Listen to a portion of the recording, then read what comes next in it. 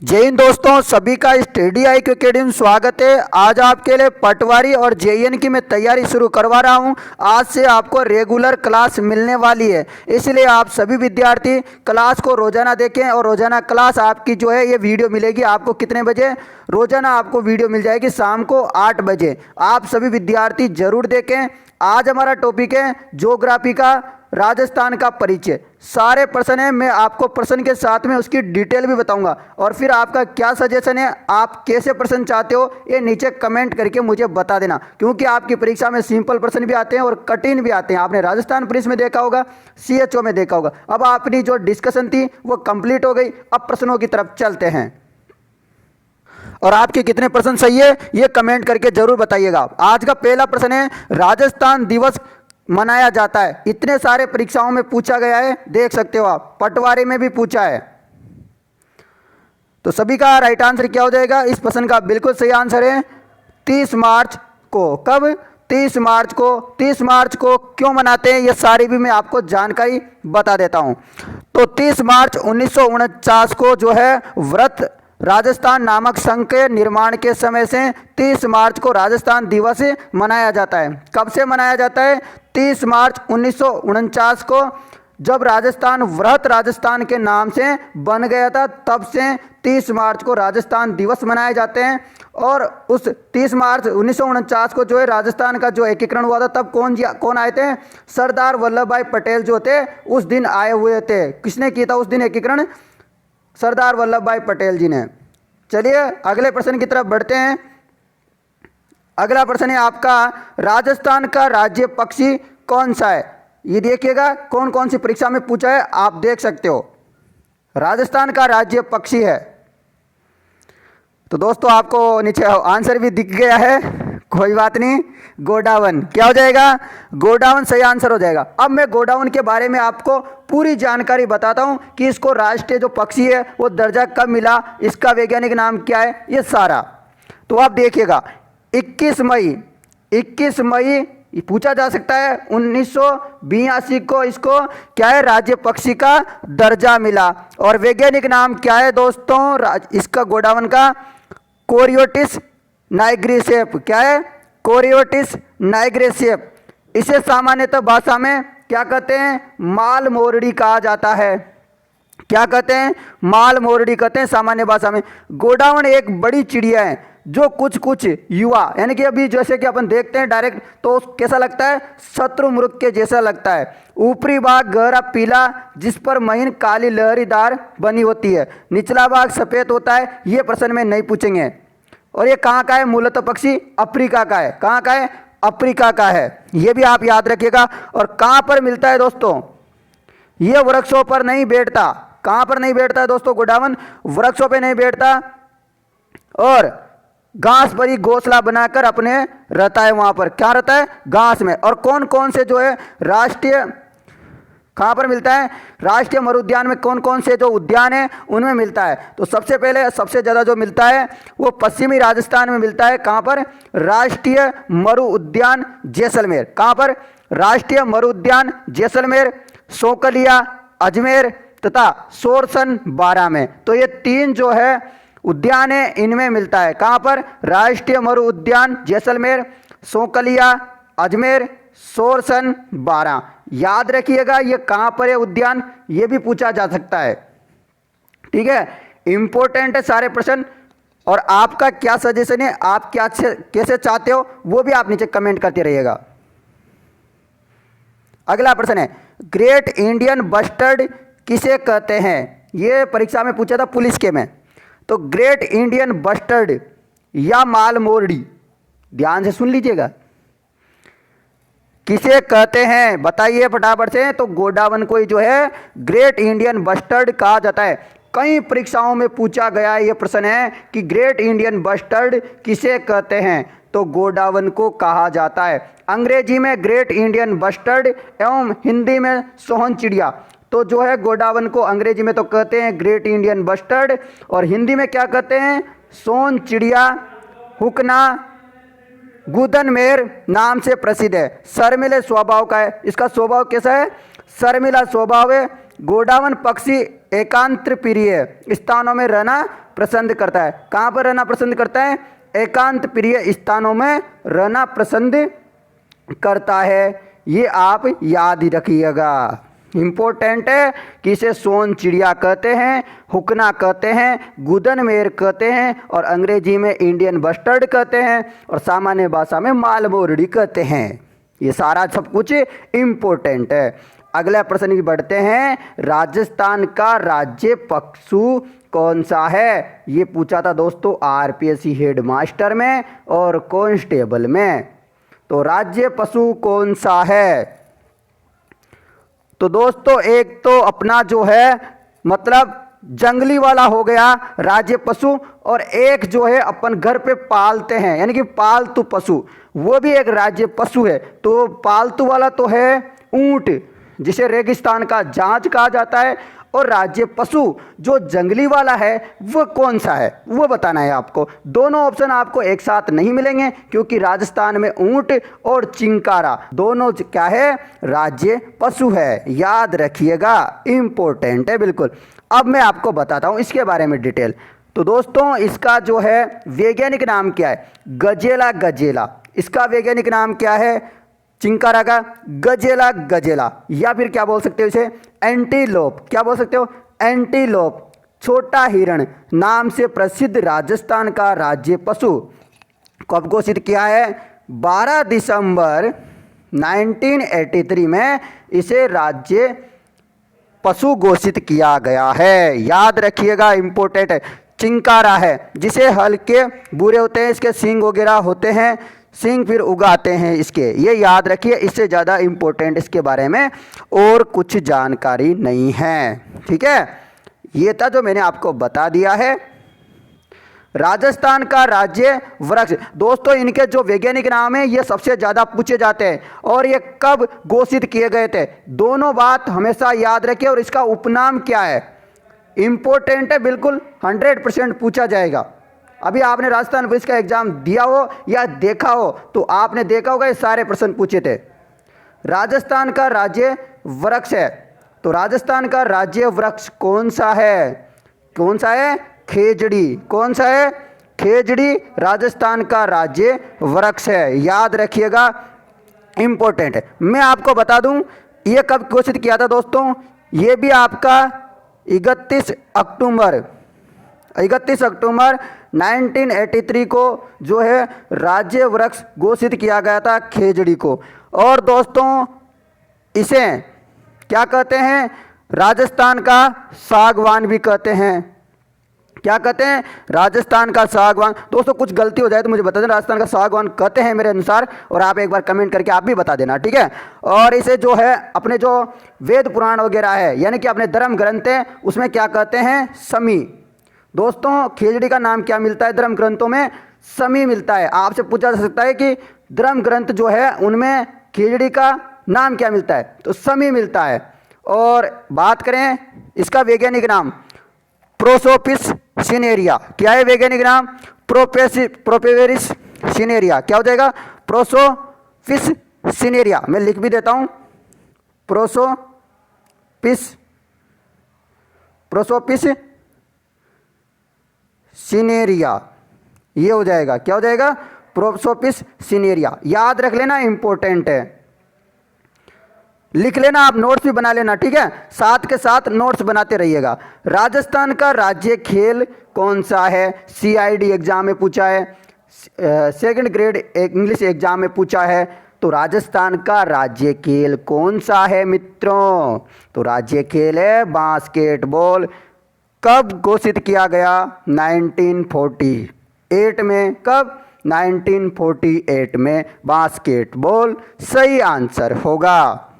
राजस्थान का राज्य खेल घोषित किया गया था।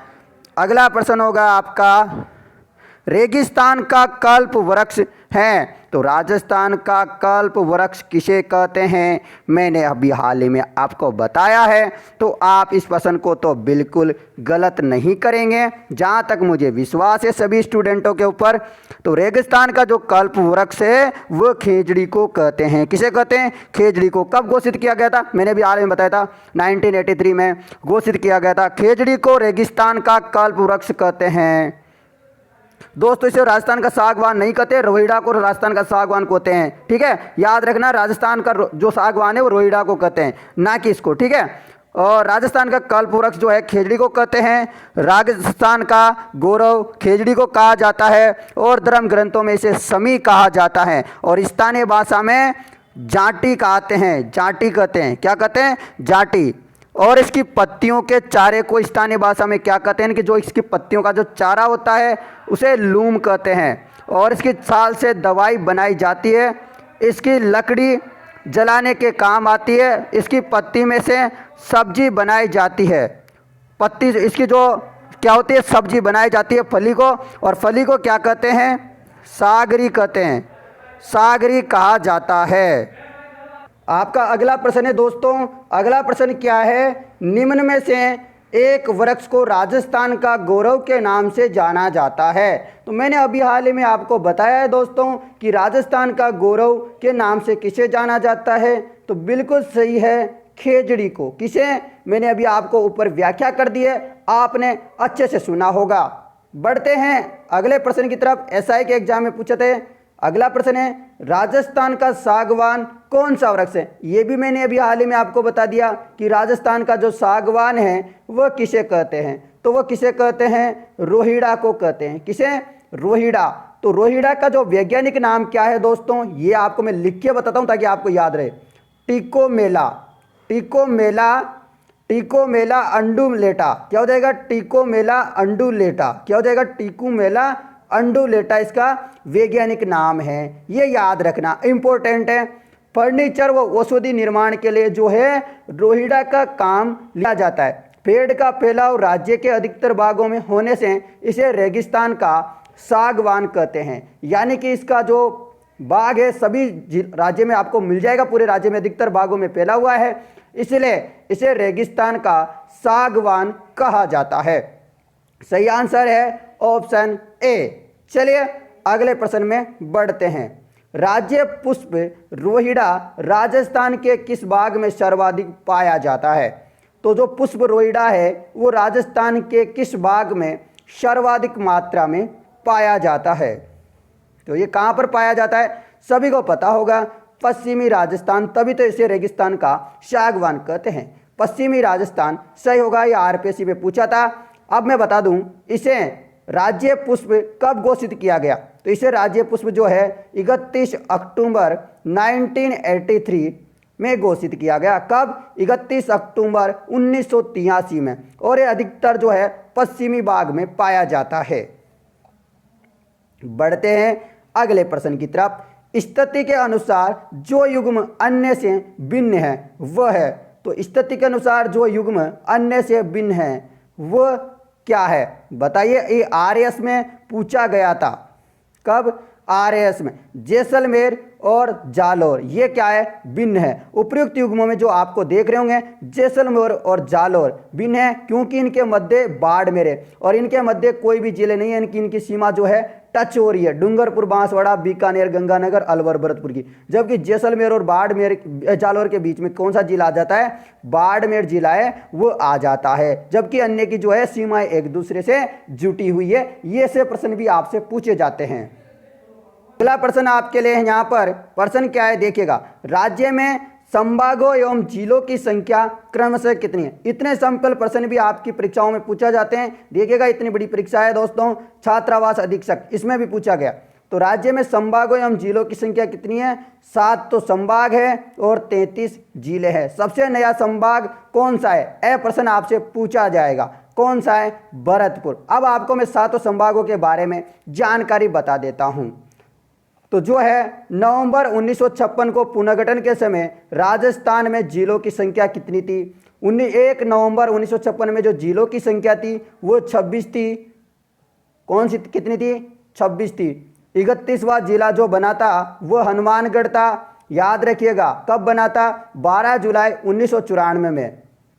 कब? 12 जुलाई 1994 में। 32वां जिला करौली बनाया गया 19 जुलाई 1997 में। वो 33वां जिला पूछा गया था अभी आपके राजस्थान पुलिस एग्जाम में 26 जनवरी 2008 में। तो इस प्रकार आपको जो है 31, 32, 33 जो जिले हैं वो आपको याद रखने हैं, ठीक है, याद रखने हैं। और आपको दो यहाँ पर भरतपुर, ये सारे भी आपको जितने भी जिले बाद में बने हैं वो सारे आपको याद रखने हैं। जितने भी इंपॉर्टेंट है मैं आपको बता दूंगा।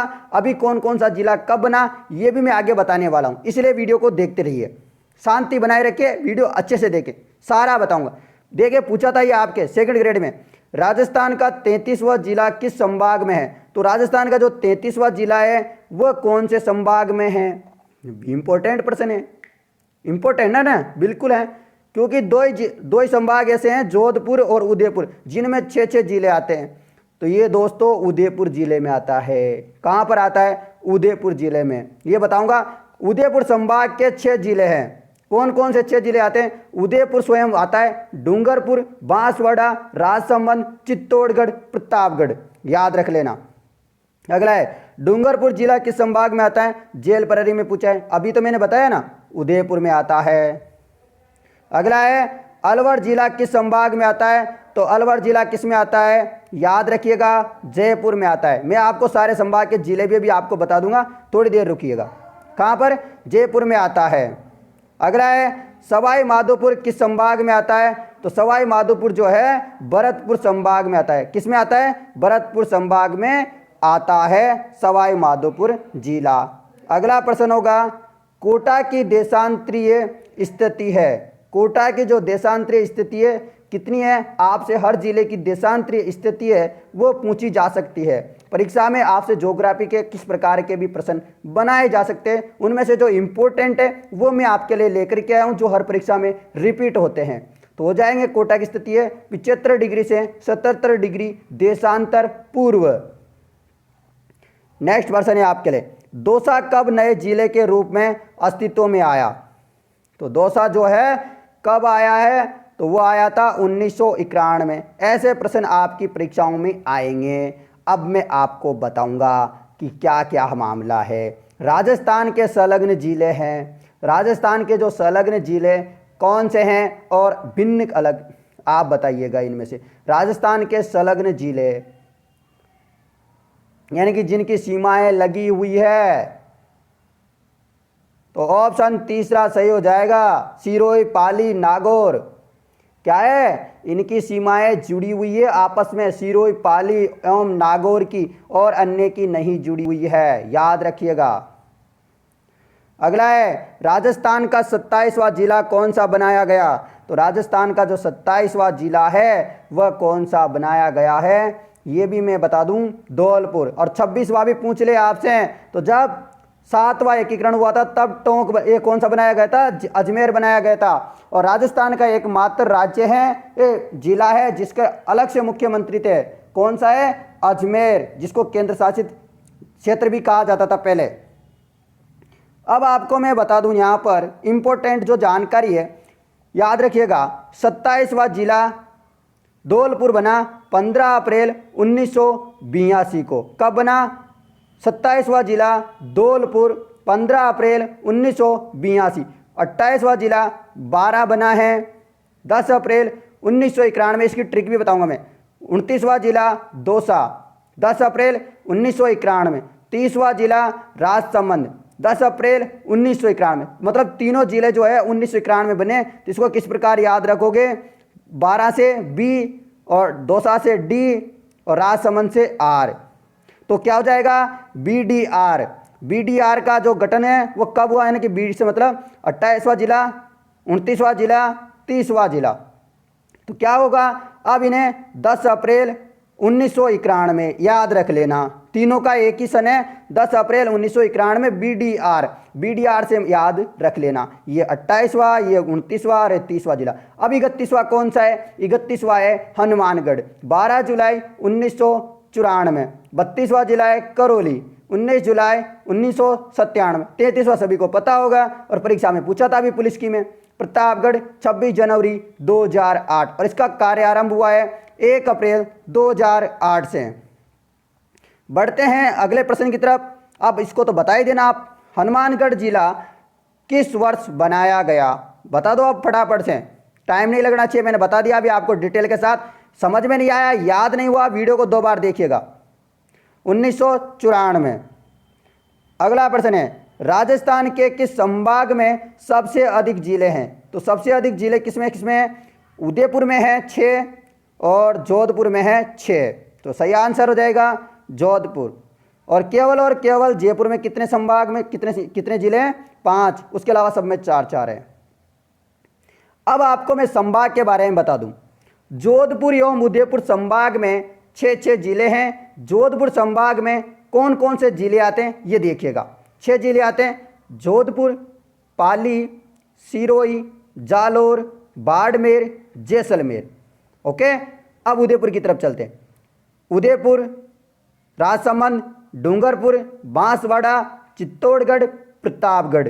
दोबारा सुन लीजिएगा, उदयपुर, राजसमंद, डूंगरपुर, बांसवाड़ा, चित्तौड़गढ़, प्रतापगढ़, ये उदयपुर में आते हैं। जयपुर संभाग में 5 जिले आते हैं।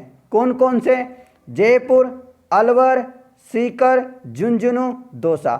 जयपुर, अलवर, सीकर, झुंझुनू व दौसा जयपुर संभाग में आते हैं। कोटा संभाग में आते हैं 4 जिले, कोटा, झालावाड़, बूंदी, बारां। यानी कि हाड़ौती क्षेत्र के जो 4 जिले आप सुनते आए होंगे वही आते हैं, कोटा, झालावाड़, बूंदी, बारां। बीकानेर संभाग में भी 4 जिले आते हैं, बीकानेर, चूरू, गंगानगर, हनुमानगढ़। बीकानेर, चूरू, गंगानगर, हनुमानगढ़। अजमेर में 4 आते हैं, अजमेर, टोंक, भीलवाड़ा, नागौर। अजमेर, टोंक, भीलवाड़ा, नागौर। भरतपुर में 4 आते हैं और इसका जो गठन है भरतपुर संभाग कब बनाया गया पूछा जाएगा आपसे प्रश्न, तो याद रखिएगा 4 जून 2005 में बनाया गया। कब? 4 जून 2005 में बनाया गया। याद रखिएगा, इंपॉर्टेंट है, ठीक है। 4 जिले आते हैं भरतपुर में, भरतपुर, धौलपुर, करौली, सवाई माधोपुर। भरतपुर, धौलपुर, करौली व सवाई माधोपुर, ठीक है। बढ़ते हैं अगले प्रश्न में। भरतपुर संभाग में कुल कितने जिले हैं? पटवारी में पूछा है ना, मैं पटवारी की तैयारी करवा रहा हूं। किसकी तैयारी करवा रहा हूं? पटवारी की तैयारी करवा रहा हूं। सही जवाब है 4 जिले। अगला प्रश्न है, भारतीय मानक समय 6:15 समय पर घाटोल जो कि 23 डिग्री 45 मिनट उत्तरी अक्षांश व 74 डिग्री 25 मिनट पूर्वी देशांतर पर स्थित है में स्थानीय समय क्या होगा? ये प्रश्न आप कर सकते हो चाहो तो, नहीं तो मैं आपको इसका डायरेक्ट आंसर बता दूं या फिर इसको सॉल्यूशन करके बताऊं। तो भारतीय मानक समय कितना है ये भी सभी को पता होगा, 82 डिग्री 1/2 या फिर 1/2 डिग्री है यहाँ पर, ठीक है। रुकिए 1 मिनट, मैं यहाँ पर 1/2 डिग्री ऐसे भी लिख सकते हो, या आपके एग्जाम में ऐसा लिख सकते हैं, आपसे पूछा जाएगा भारतीय मानक समय कितना है, तो 82 डिग्री 30 मिनट, ये प्रकार से भी आपका लिखा जाएगा। ये तो भारतीय मानक समय हो गया। तो पर इसके जो ये समय है इसके ऊपर कितना बज रहा है? 6:15 हो रहे हैं शाम के। तो आपको बताना है कि 74 डिग्री 25 मिनट पर पूर्वी देशांतर पर समय क्या होगा, ये आपको बताना है। क्या समय होगा ये बताना है। तो आप क्या करोगे, जो यहाँ पर ये लिखा हुआ है 82, आपको ये याद रखना है 82 डिग्री 30 मिनट में से आप घटा दीजिएगा 74 डिग्री 25 मिनट को, तो क्या आएगा बताइए फटाफट से? 8 डिग्री 5 मिनट आएगा, नहीं आएगा? आएगा ना, आ गया। अब आप क्या करोगे, मैं आपको अच्छे से ट्रिक बताता हूँ, याद रख लीजिएगा। पहले ये चीज़ रख लिया, याद रख लिया ना? तो क्या करना है अब आपको, ये सारा मैं बताता हूँ। आपको बहुत सारे भूल गए होंगे कि 1 डिग्री बराबर कितने मिनट होते हैं, तो ये आप कैसे याद रखोगे? 24 घंटे होते हैं, 24 घंटे में कितने डिग्री का कोण बनता है? 360 का। अब 1 घंटे में कितने का बनेगा? याद रखिएगा 24 का डिवाइड इसके नीचे कर देना। क्या करोगे? 24 का भाग इसके नीचे कर देना, ठीक है। तो क्या हो जाएगा?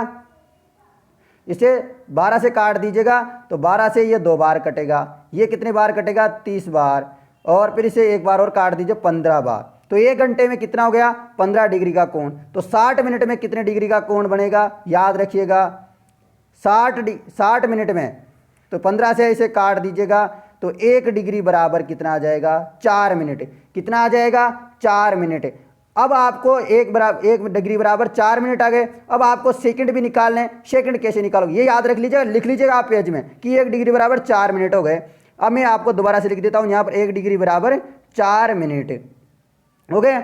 अब मिनट को क्या कर दो सेकंड में चेंज कर दो, डिग्री को भी सेकंड में चेंज कर दो। 1 डिग्री बराबर कितने होते हैं 60 सेकंड, और 4 को 4 रहने दो। अब मिनट को सेकंड में चेंज करोगे तो 60 से गुणा कर दो, तो 60 से 60 कट गया, और 1 मिनट बराबर कितना आ गया 4 सेकंड। कितना आ गया 4 सेकंड। अब अपने पास क्या आंसर आया था, अब आंसर निकालना है अपन को 8 डिग्री, कितना 8 डिग्री और 5 मिनट आपके पास आए थे। तो 8 को तो आप किससे मल्टीप्लाई कर दो, किससे मल्टीप्लाई करोगे 4 से मल्टीप्लाई करोगे। ये तो कितने हो गए 8 चौको 32 मिनट, ये तो क्या हो गए 32 मिनट हो गए, 32 मिनट हो गए।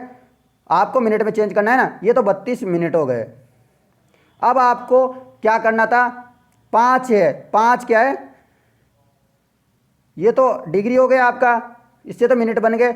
अब सेकंड वाला 5, तो इसे किसे मल्टीप्लाई करोगे 4 से, 4 और 5 20, तो 32 मिनट और 20 सेकंड। आपको 32 तो इस किस में से घटाओगे 6:15 में जो है 32 मिनट 20 सेकंड आपको घटाने हैं। तो 6:15 में सही समय आपका आ जाएगा 32 मिनट और 20 सेकंड। ये घटाओगे तो आपका कितना आंसर आएगा 5:42 40 सेकंड। कौन से ऑप्शन में आ रहा है 5:42 और 40 सेकंड। तो ये आपका आ गया है, अब आपके समझ में आ गया होगा। इस प्रकार आपका एक न एक प्रश्न हर परीक्षा में पूछा जाता है, आप याद रखिएगा। देखो पटवारी में पूछा है, आपके जो है जेएन में भी पूछा जाएगा, अन्य परीक्षा में भी पूछा जाएगा।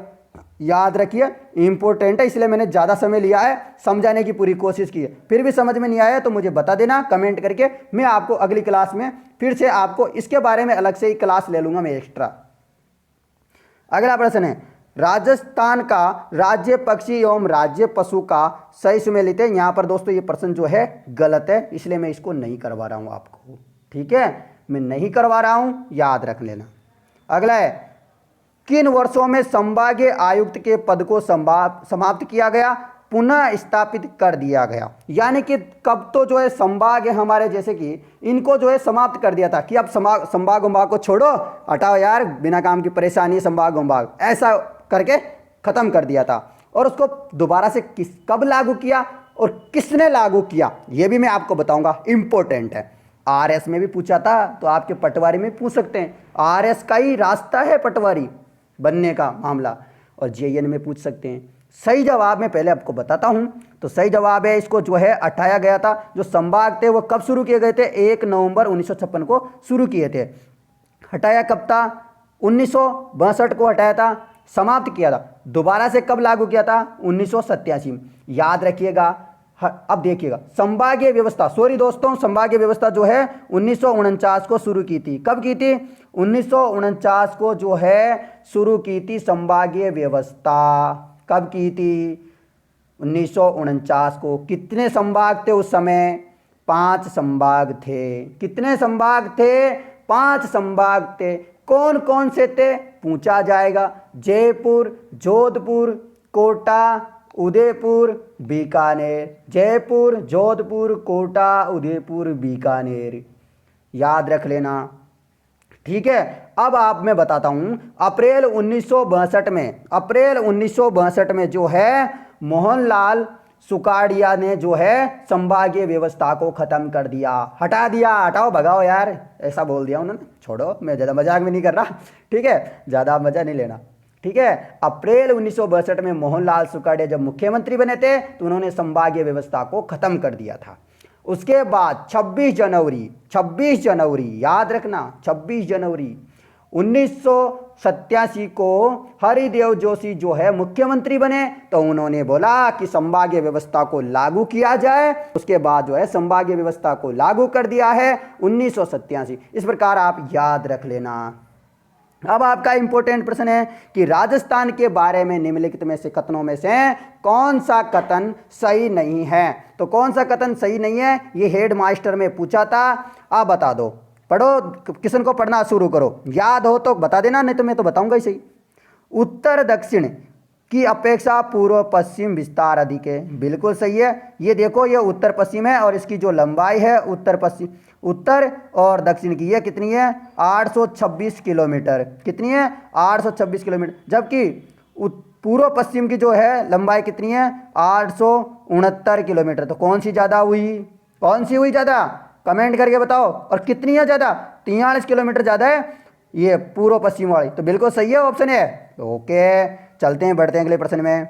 उत्तर दक्षिण की अपेक्षा पूर्व पश्चिम विस्तार कम है, गलत है ना ये बात। तो अपना सही जवाब तो 2 ही होना चाहिए इसका। फिर भी आगे पढ़ते हैं, क्या करते हैं, पढ़ते हैं। इसकी कुल स्थल सीमा की लंबाई 6000 किमी से कम है, बिल्कुल सही बात कही इस बात ने, इसमें कोई दोहराई की बात नहीं है, 6000 से कम है, बिल्कुल सही बात है, 100%।